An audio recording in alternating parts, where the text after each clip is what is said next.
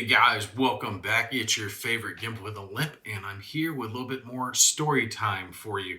I'm in the middle of a few different projects. I do have some more game videos coming up for you, some more Company of Heroes. Unfortunately, I've got to have very specific time when kids are in bed to film that, so I haven't been able to get as much of it done, but I do have some more of it coming up. And next game series, Combat, will be covered here very soon. I am in the process of getting that one set up. But since I need a little extra content, I thought I would tell a few more military stories, and I thought I'd tell some boot camp stories, some funny ones from going through basic, through the Marine Corps. And I'm sure many of you guys can relate. Anyone who's been in the military understands like how interesting boot camp can be. So I wrote down a little list here of some funny stuff that happened when I went through basic, and I thought I'd let you guys know about it. Now, key thing about me going through basic is I didn't go through alone, right? Because I've mentioned to you guys plenty of times before, I've got a twin brother, and we had the great idea to join the Marines together, and we can go through basic together. They've got a buddy program. It'll be a blast. As you guys can probably tell from my sarcasm, it didn't work out quite as well as the recruiter was thinking. He was sitting there going, couple of guys, hey, this fills out my quota, this is great, works out for me, you guys can even go in together, it'll be a lark, you'll have a great time. And I hadn't even really thought about joining the Marines as much as my brother had. He had originally gone in, was going to go, and then he postponed it for a year. But I remember going in, and my original plan is I was thinking I was going to go Air Force and fly and do cool stuff. And when we walked into the recruiting office, they had like Air Force, and they had Marines, and then they had like Army and Navy. So they had all the branches there. I don't think they had Coast Guard there. But when I looked in the Air Force office, the guy's real fat and his belly's like hanging out on his table. And I'm not talking about like, I'm a little older now, got a few extra pounds, but like this guy's a lot of extra pounds. Belly on the table, got a cup of coffee, a little plate of donuts sitting there. Nothing like cool. I mean, they had some Moto Air Force jet pictures on the walls, but that was about it. And when I look in the Marine Corps office where my brother had just gone in, I see these guys jumping around. They're doing pull-ups. They're all like jacked and running around and hollering and got guns all over the wall. And, the slogans like pain is weakness leaving the body and, a bunch of that Moto shit. And I'm like, okay, these guys are a hell of a lot more likely to get some ass than these guys. So I'm going to go with these guys. Didn't know what I was getting into at the time, but the Air Force has a lot more luxuries, should we say, than the Marines. Marines do not get a lot of luxuries. They had the mindset of we do more with less and all that crap. Well, less is less. I mean, I think we get like 6% of the defense budget. We definitely don't get a lot. It's a lot of Army leftovers that we have to keep making work. But anyway, regardless, we go in and we sign up, get ready to go, and we sign up for the buddy program because we're going to go through boot camp together and it'll be so much fun. So the thing is, they warned us at the recruiting office because they did the little training thing, trying to get you ready because you got to be able to pass the IST, which is the initial strength test, just to get into basic, right? Because they don't want to send a lumpy dumpy down there just to get crushed because you're not going to be able to pass. You had to have at least a basic level of fitness just to survive boot camp, right? And then you get stronger and you do the actual PFT, physical fitness test later on. So the IST is like half, right?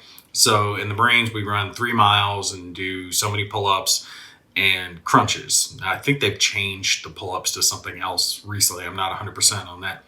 But the IST, you just had to run 1.5 miles, and I think you had to run it in like 13 minutes or so. Not horribly fast, but you had to do it at least in that time frame. I think I did like 10.5 minutes. And you had to do at least like 50 crunches and be able to do at least some pull-ups, because if you didn't have that base level strength, it's hard to build that from nothing in boot. And especially if they've got one guy that's lagging behind, it's going to slow everyone else. You're kind of only as fast as your slowest guy. We did the whole training thing with them, getting ready to go. But they warned us during that time that you don't want to let the drill instructors learn your name quick. If they don't know your name in the first couple of weeks, you're doing good. You want to just try to get in, keep your head low, don't stand out. Try to do well, right? You don't want to do bad, but you don't want to be one of the ones where they learn your name quickly, because that's bad. That means you got their attention. They're zeroed on you. So we get there, and of course they learn our names day one. They knew exactly who the hell we were because they're doing their roll call. Now, for those of you who are uninitiated, haven't been through basic, there's a little couple of day period where you get gear and you're getting set up. And the drill instructor we had then, he's nice to you, right? He's not mean. He's giving you some basics, like how to make a rack, what your gear is, how to dress, how to tie you this, the basics. But it's not until you've been there like 3-4 days before you actually get picked up by your real drill instructors, and there's a handover procedure. And then that's when hell begins, right? So we're thinking, hey, this ain't bad, What are you talking about? This guy's nice. He's smiling. We're walking to the chow hall. Look at us. We're marching. We're great. We're thinking basics is nothing, But the drill instructors did their thing. They come in yelling, and we're like, oh shit, this is bad. And we get there and they get us all racked out, get us to our right spots, and that's when everything really starts. But they did a roll call, right? So they had to figure out who all they had, and they go through the list and they're going through it in alphabetical order, and they get to our last name. They call out our last name, and we both go, here, sir, because you're supposed to do that. Here, sir. And it calls out the next one because there's two. It's like last name, right? And it's like, here, sir. And we both did it. And he says it again, and we both go, here, sir. Like, what the half in hell shit this? Y'all twins? Yes, sir. And like, we're saying this verbatim. Like, every question that was asked, we're like friggin' stereo, right? So, boom, we're standing out, and they know exactly who the hell we are. That already caught their attention. But on top of that, they pull us aside, and we went to talk to the company Gunny, which was weird. We were a little worried we were in trouble. Like, why the hell are we talking to the company Gunny? Why would he ever deem to talk to lowly little pieces of crap like us? We go in there, and we're talking to him, and they even told us, like, just talk normal for a little bit. Drill instructors, out of the room, just talk to me like a person, because you had to speak in third person until you graduate. You're not allowed to refer to yourself as I. That this recruit needs to make a head call. This recruit's a dumbass, or whatever. You weren't allowed to refer to yourself in the first person. You had to earn that right. Well, that was a little bit of a throw off. But he's talking to us. He's asking us some questions about where we grew up, where we were coming from, being twins, what we were doing, like what our career paths were, what our ambitions were, all that stuff. And we're like, what the hell is he like looking for a date? What the hell does this guy want? Well, we get done, and my brother and I were walking back, and we're like, something's up. And that's when we find out that there's one of those little documentary crews coming through, and they're filming people going through basic, doing a making of the Marine story, right? And they decided to add us in because twins stand out. People like twins. And we're like, oh shit, this is good.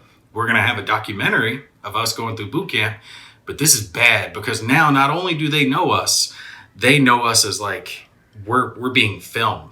So there were times where we had a documentary crew coming through watching what the hell we're doing. And the one thing that the military doesn't want is a reporter coming in and filming the recruits, right? Takes the recruit's mind off of things, and they can't be quite as mean to us, right? They have to act like they don't want to like just smash the living hell out of us during that period of time. It was so funny during every interview that we're doing, because we had to reset our brains, because they're like, look, you guys can't refer to yourself as this recruit on camera. You have to, my brother, whatever. So they'd always film us together, and we're talking and we're laughing and kind of joking a little bit with the reporter. And the drill instructor's like standing behind the reporter, just looking at us like this look. And he's like, you two, oh, you're dead. And he's like whispering at us. And like the color drains, and the reporter's like, "No, it's okay. Liven up." Guys are like, "No, no, it's not okay. It's not okay. You don't know what you're doing. Stop." But they get done filming us, and we had gone through the obstacle course that day. I remember that when we had gone through the obstacle course, the A-frame, slide for life, all that good shit. Of course, I fall in the water, so they catch me coming out of the water singing the Marine Corps hymn. But we get back to the barracks, and they just quarterdeck the living shit out of us, going, "Oh yeah, you guys want to talk on camera? You want to smile, laugh? We'll let you guys have some fun. Push, no, push until you're tired. Push till he's tired." And they're always doing that, pitting us against each other. Like, "Oh no, this is the weak twin, strong twin over here. He's gonna push harder. No, push until you die." That type of shit. And that was always going on the entire time we were in basic. They were on top of us, right? Now the cool part is we do have a tape somewhere around here. I'm hoping I still have it. I haven't been able to find my copy of it since we moved. I need to have it transferred off of VHS onto a DVD. But we do have a copy of us going through basic. It didn't help that we had some mean mama jamas for drill instructors either, right? Because our head, right, our top drill instructor, right, because you had your lead drill instructor. I forget the word that we call the top drill instructor. Someone will put it down in the comments. I'm having a brain fart. But you had your head drill instructor, and then you had what was known as your heavy, right? Your heavy was like the one that had done it a few times before, and he knew how to make the recruits scared. And then you had the third hat. Third hat was a newer drill instructor, right? So our lead drill instructor was a gunny, which was kind of unheard of because usually drill instructors are sergeants and staff sergeants.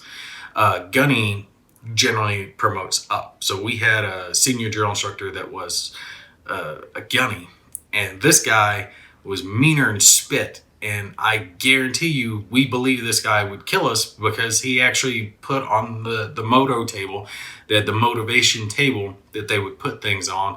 He put his commendation for killing 2 men with an E tool. All right. So I believe that this guy did this because he had a commendation for it. So this guy was like a straight born, killer, just flat out hard nose. And for some reason, he hated the ground that my brother and I walked on. Like, he always looked at us like he just wanted to straight murder us. Now, what is kind of funny, right, is I ended up picking up the nickname Evil Twin in Boot. And it stuck with me. I was forever known as the evil one. And to be fair, it was kind of accurate because I had a tendency to hit people. And I had a tendency to tell people that they were stupid. And a lot of times they were a lot higher ranked than me. So, I mean, when I was in and doing my stuff, I was real good at my job. I was a really good field Marine, but I was a very bad garrison Marine. All right. So, break in case of war was kind of where I needed to be put. I was just not very good at spit polishing and standing in attention and minding the P's and Q's and doing all that crap. I wasn't good at that. I was good at working out in the field and getting dirty and blowing shit up. But the senior had a favorite, right? And he loved this guy for some reason. I don't know why he liked him. The guy was a straight tool. He was a D-bag. I didn't like him. And I had pegged this guy as a coward way early on. And we had this one instance where the drill instructors were making us drink water, and they would make you chug a whole canteen. They would do that because they knew we didn't like it, and plus they wanted to make sure people were staying hydrated. It doesn't feel good to chug a whole canteen, but it's not going to hurt you either. I mean, it's not that much. I mean, canteens like this, right? Not to mention the fact that you have to pee 10 times after you get done doing that. Like half an hour later, it's like everyone needs to make a head call at the same time. But I figured out this tool bag that I'm talking about was lying, right? So he emptied his canteen beforehand, and he was just faking like he was drinking from it. And I'm like, you lying mother. Like, the rest of us were doing it. And someone who will do that will lie, cheat, steal their way through anything, right? That has to do with integrity, right? If your troops are doing something, if everyone else is doing something, you do something, right? You don't try to skate by and not put in your fair share. And this guy had done crap like this before. So I ended up getting like mad at this dude. And he was a big dude. I remember, and my brother can back me up on this. He'll probably put it down in the comments. But this dude was probably 6'5". I remember I was yelling up at him like that. But he was off to the side in the squad bay. I think he was ironing his pants for some uniform inspection or something like that. But we had few moments where the drill instructors would be in their little hooch and we would be left on our own to do whatever we were doing. Well, I decided that moment was going to be the moment I confronted this guy. So I went over and I started yelling at him about being lily levered, you're a little yellow streak mofo. And I was lighting him up. I'm like, you're a chicken, you're a coward. You just knife handing him as hard as I could go. And he made like he was going to get, back up in my face. And I'm doing this to him. And I remember when he stepped around the board, I just hauled off and I clocked him as hard as I could to the jaw. God, I still remember that. It was a good one too. God, it just felt good. Just bam, knocked him down. And I was like, that's right. You're a coward because you're not going to do anything about it either, are you? And I walk off. And as I'm walking, I see like the blinds, because the drill instructor's hooch had a little window in it. And they always kept the blinds down so we couldn't see in there what was going on. But I see it flick close real quick. So I know the drill instructor was in there watching it. It was our heavy. So I know he saw me hit the guy and he didn't say a word. Not a word was said about it. And I was like, yep, they know he deserved it too. And I know that mofo deserved it because it wasn't a few days after that. We're out there, we're marching in the heat because this is South Carolina. South Carolina is hot. Paris Island, hotter than hell. It's just miserable. You don't want to go to boot camp in the winter. You don't want to go in the summer. You just don't want to go. It's not a fun place ever. But at least in winter, there's no sand fleas, and you're constantly getting eaten by those little things. But I remember we're all out marching, the drill instructor's working with us, and it was our senior who was working with us. And this guy could sing cadence. I got to give it to him. He was a black guy, and he just could sing out a cadence, make you just snap right to. I mean, real good at what he did. But he was getting mad because we weren't marching well and everybody's hot, they're tired, and he stops the platoon and he starts laying into us about, putting out, not quitting, don't quit on yourself, do the right thing. I'm tired of you guys, pulling this shit. And he ends up like, all right, who wants to quit? Who doesn't have it in them? If you want to quit, you tell me right now. We'll get you out of here. He's saying all this shit. No one's doing anything. Everybody's putting their hands down because they know getting yelled at is part of being in the Marines. This mofo, his favorite, the guy I clocked in the jaw, raises his hand up. I want to quit, sir. Just this snarky attitude coming out of him. And we're all like, oh, because the dude was a squad leader at that moment, right? Squad leader. So he'd been promoted up in the platoon. He was supposed to be leading this thing. He was supposed to be hard charger. And I want to quit. And the senior, I just remember the look on his face where like, he's going to kill him. His career is over because he's going to kill that little kid right now. And I remember thinking to myself, damn, I'm glad I hit him when I did because I'm not going to get a chance to do it again.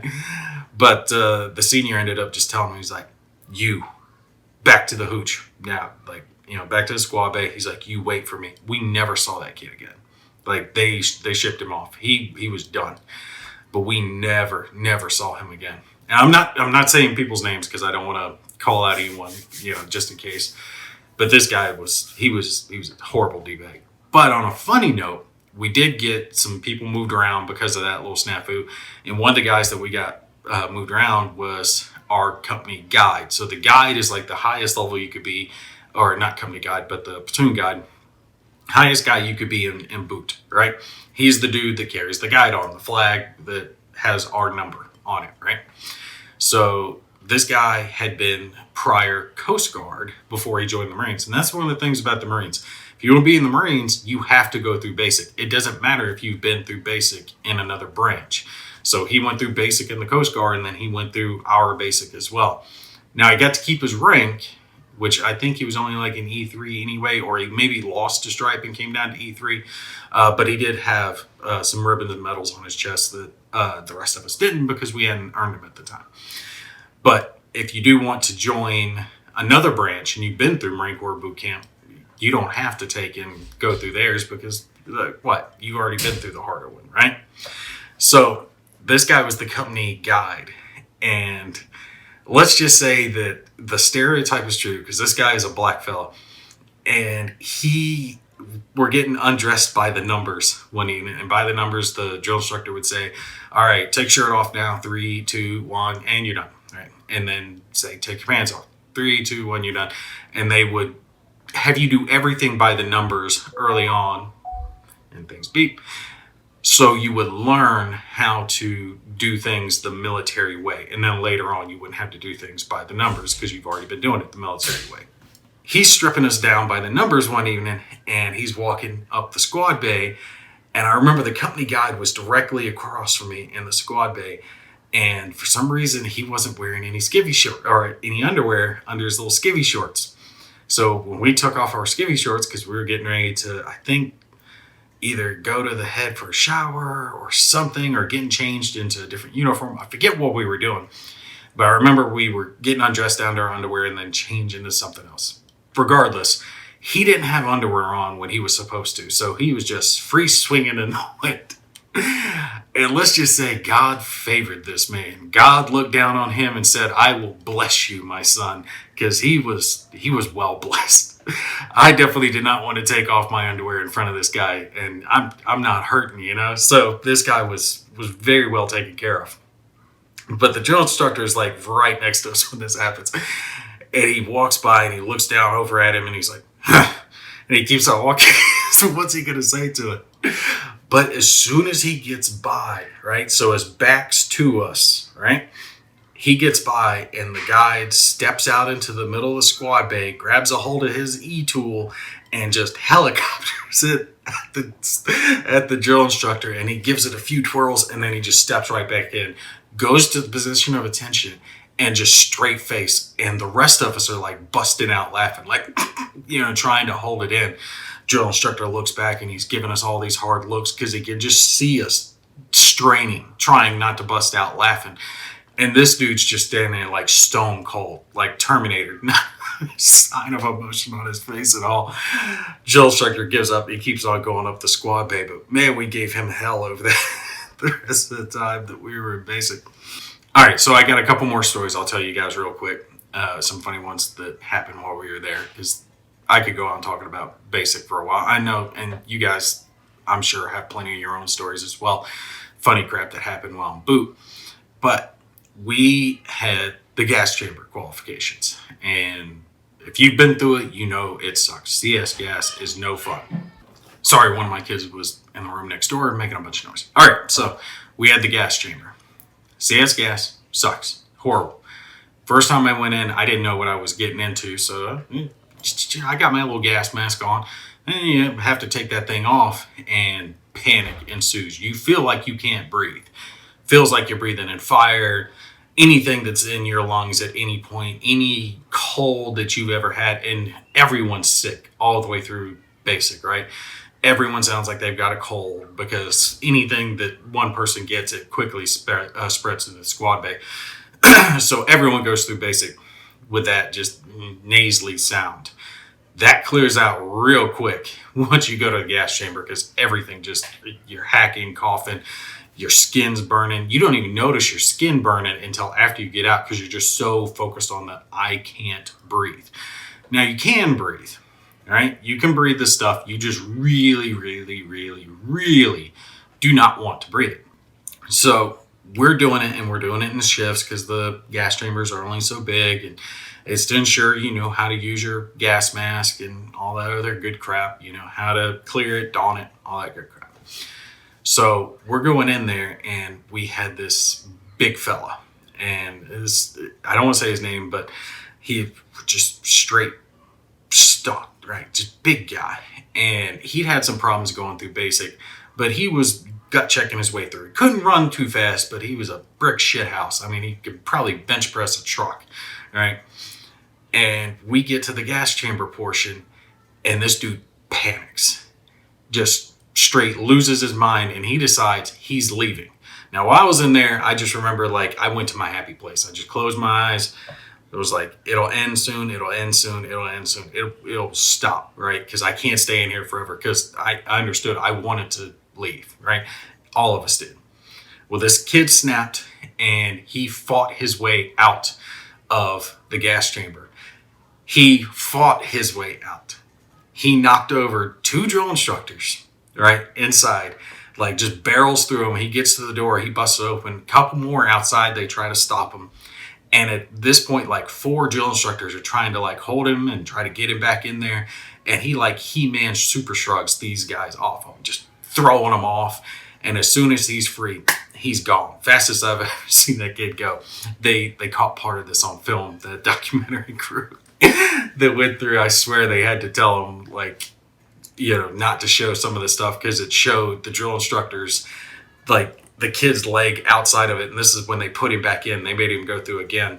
And he's trying to kick his leg out and they're trying to shove him back in. But as soon as he gets out, he's gone. He runs for the woods and he's just out of there. And they end up catching him. Of course, they drill instruct him a little bit, but they try to calm him down. And the drill instructors are like mad and impressed at the same time because Marine Corps, basic, they want to see blood. They want to see fight. They want to see just, rage, that killer instinct. And this kid sure as hell showed it. Like, he got the hell out of there. He fought off 4 drill instructors and made it away. So they had respect for him, but they couldn't just let him get away with it. So they ended up sending him back through that thing 3 or 4 times. And he made them earn it too. Like, he did not go back in there willingly. They're just shoving him back in and he's, headlocking these guys. But later, I remember one of them talking about it, saying, that's hardcore. That's a hard charger right there. He wasn't going to let anything stop him. And he still suffered for it. But, he got his in. Like, he was hitting these guys. And, they took it. That's the way it's supposed to be. You get your knocks. It's part of being a Marine. But that kid, he definitely did not want to go through that ever again. He earned it. He went through that gas chamber more than the rest of us. The rest of us hacking our lungs up like, thank God that's over. But I think by the end of it, it was having no effect on him because it's only effective for so long. Eventually, you kind of become immune to the gas. Not immune, but your body kind of gets used to it, kind of like a bad smell. Now, the one thing that sucked, though, and again, I'm leaving names out because I don't want anyone looking some of this stuff up, but we did lose our heavy right before we graduated. And the thing of it is that they ask you right before you leave, you have to do this little survey with the company gunny. And they ask you, like, were you mistreated? Did anybody hit you? Did you get fed enough? And blah, blah, blah, blah. Of course, you didn't get fed enough. We were constantly hungry. I dreamed about peanut butter. I was thinking I'd be dreaming about, women or something like that while I was in it. No, I had literal dreams about peanut butter. That's all I could think of. Like, when we came home, my brother and I smashed like 20 peanut butter sandwiches. We were so friggin' hungry. You're constantly hungry. And it's not that you're really not getting enough to eat. I ate more in basic than I've probably eaten in my life. It's just that you're burning so many calories. Just constantly you're burning calories that your body just needs it, right? I don't eat that much. I tend to eat once a day as it is now, but then I was eating 3 times a day and sometimes a snack on top of it, and it wasn't enough, right? Just because your body's cooking through it as fast as it possibly can. But they give you the little survey, and they want to make sure that you weren't mistreated. We had one dumbass who went in there who actually was like, yeah, dude, the drill instructors hit me then, and they hit me this time, and they did this, and this kid was not very smart. And the gunny kind of stops and he looks at him like, you want to rethink that answer, son? No, everything was fine. Good answer, son. Get out. Because that's the way it's supposed to be. Because that's what basic's supposed to be. They're moving to this soft shit now, worrying about people's feelings. Just screw your feelings. You're not in there to worry about your emotions. You're in there to become a man or woman if you're a lady going through, basic. There are WMs, female Marines. So, all well and good, but you're there to become a hard charger. You're there to become a Marine. You're not there to get freaking coddled. There were times I was doing push-ups wrong. Drill instructor come kick my hand out from me. I smack down to the ground. Look at him like, oh, if we weren't in basic, I'd be beating your ass. But that's the way it's supposed to be. They're not there to coddle you. They're there to smack you around a little bit, get you to do the right thing and learn. And part of it is pushing you because they need to see if you're going to snap. Because if you're going to snap under just that little bit of pressure, right, what's going to happen when you get in a combat situation?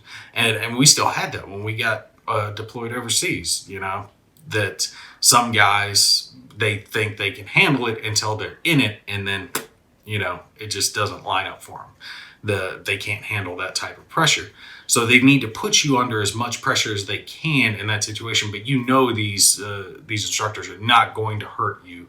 They're not going to do anything permanently bad to you. So you've got that in the back of your mind. No matter how much you're yelling, that's about the amount of stress they can put you under.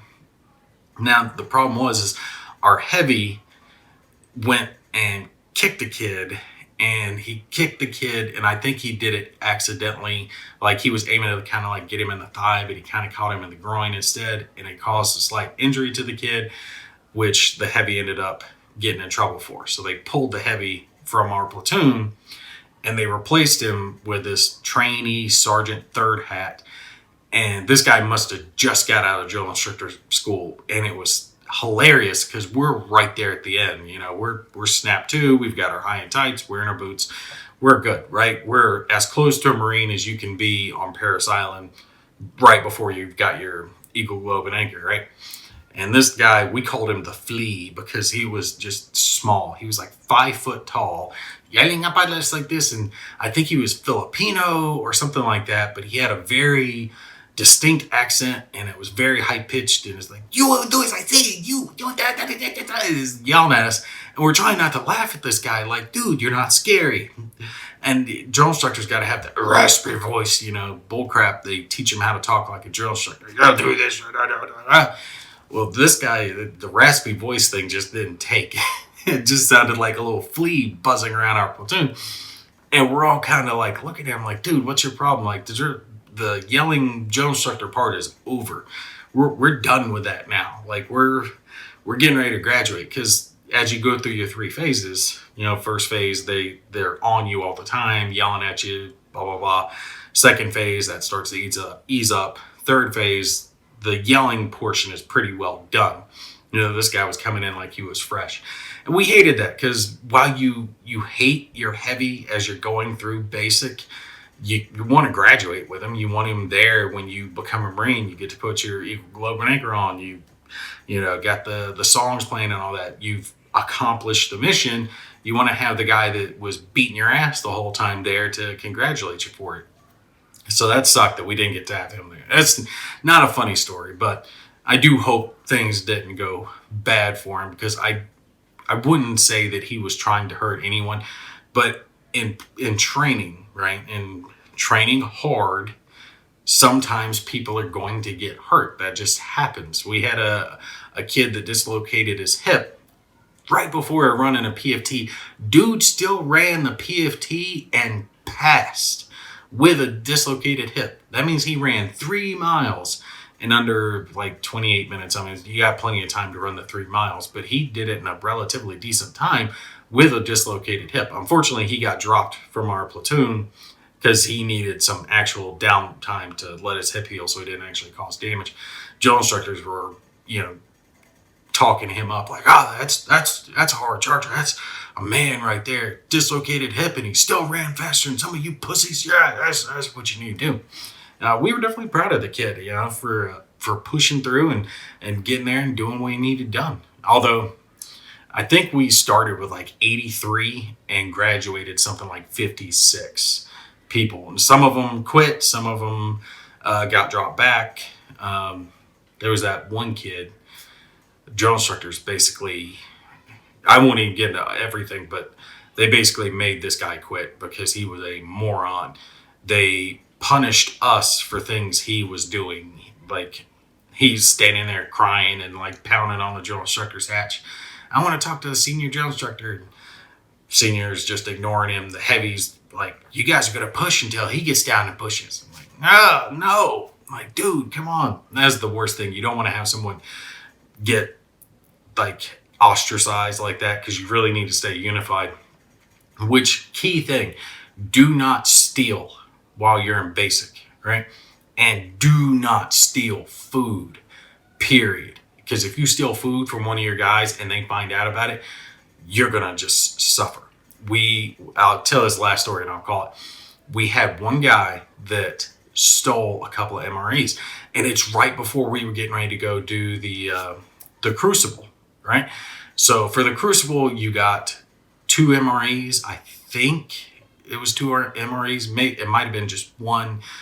No, it was 2 MREs because an MRE is basically a meal, and the Crucible is almost 3 days. It's just under 3 days. So you basically got 2 meals that you had to last for the 3 days, which isn't horribly bad. There's plenty of calories in the MRE. But we had to field strip it and take the candy and what they call ghee dunk out of it before we could take it out there. Drill instructors wouldn't let us have the good stuff. But we'd had our packs all set up, right? So we had our MREs in it and our equipment for the field. Well, one kid went and stole another guy's MREs that he was supposed to use for the Crucible. Drill instructors were pissed because this kid was he was the scribe, right? He kept track of anything and be written down like Firewatch and shit like that for the drill instructors. So drill instructors liked him. He had done well, kept his nose clean, and they believed him, obviously, because he was able to show them, like, look, someone stole my MREs before we're getting ready to go. And the drill instructors probably didn't have enough time. And with the cameras there, because the cameras definitely wanted to film the Crucible, they didn't have the option to pursue that as viciously as they wanted. But they told us, like, we're going to find out who took these. So we go and we do the Crucible, and everyone's watching because everyone was pissed. We're like, who the hell would do that? And we noticed, like, because as we go through the Crucible, there were a few breaks here and there in between events that we would have the option. And the drill instructors, that was the time they left it up for us. They're like, look, when we're on a break, if you're hungry, you can eat whatever you want, but you got to make that last until the end of this. So we had to feed ourselves, right? We noticed, or someone else noticed, because this guy actually wasn't with my group, that every single time that we stopped, this one kid ate. And it's like, no, something's off. So some people started counting, and it was like, yeah, he had like 4 main meals. He had multiple pastries. He had Upteen peanut butter packs. The thing of it is in it, you either got a peanut butter or a cheese. So anyone who had more than 2, you knew that they stole something. And someone caught this kid with something like a couple of cheese, couple of peanut butter, whatever. But they knew for a fact that he had double what he was supposed to have. So we knew he was the one that stole it. Well, with this guy that he stole from being our scribe, we're like, all right, how do you want to handle this? Are we doing a blanket party? What are we doing? And it's like, no, I got it covered. So the rest of basic, until we graduated, the thief was put down for the middle of the night fire watch, because the scribe was the one writing it out at that point. He got to pick who went on fire watch. The watch that you always wanted, if you had to go on watch, was the first one or the last one, because you'd rather lose just that hour of sleep at the beginning, hour of sleep at the end. The one like second to the first, second to last, middle of the night, stuff like that, those were the worst ones. Because you're waking up, you have to get up, get dressed, do your whole thing, and then try to get back to sleep for a couple hours. It didn't really get a whole lot of rest. I think he got the middle of the night. He might have got the second to last watch for the rest of the time. But I remember he was on fire watch every night until we graduated. Drill instructors didn't say anything. I think they knew what was going on, why that kid was being punished. And what's the kid going to say? He's making me do fire watch, every night, because then he has to explain why he's doing fire watch every night. And we all knew that he stole it. Like, he shouldn't have had as much food as he had. And it's like, dude, you're a thin guy anyway. I mean, what the hell? Let some of those fatter guys have the extra food. That was the thing. You did not steal food. Not from someone going through basic. Especially, I mean, that's your squad mate. This person is supposed to be by your side. Well, you have foxhole if you get blown up, hurt, and you're going to steal from them? Like, no, don't tolerate thieves. And of course, what was that joke in the Marines, that there's only one thief in the Marines. He's just real fast. He's everywhere. All right, anyway, I've been talking for a while. I know I start to ramble. When you start telling these stories, they just come back to you and you start to remember everything. I hit most of what I had written down. But some of these stories were things that I haven't thought of in years, But yeah, if you guys have any funny boot camp stories, anything you guys went through, feel free to put it down below. Let the others know some of the funny stuff. Talk about some of the differences between the branches. I know Air Force, I think it's still 6 weeks of basic. A lot of coffee drinking, donut eating, all that good stuff. Navy, I think, what is Navy? 11 weeks? No, Navy's 10 weeks, and I think the Army's 10 weeks too. You guys let me know if I'm right on that. I know we're 13. The Marines are 13, and I think the Army and Navy are right at 10 or 11 weeks, somewhere in that range. But you guys let me know if I'm wrong. And then the Air Force bringing it up with 6. Coast Guard, I think, is almost as long as ours. And I wonder about the Space Force. How long is boot camp for the Space Force guys? All right. That's going to be it for this one. You guys take care. I'll see you in the next one.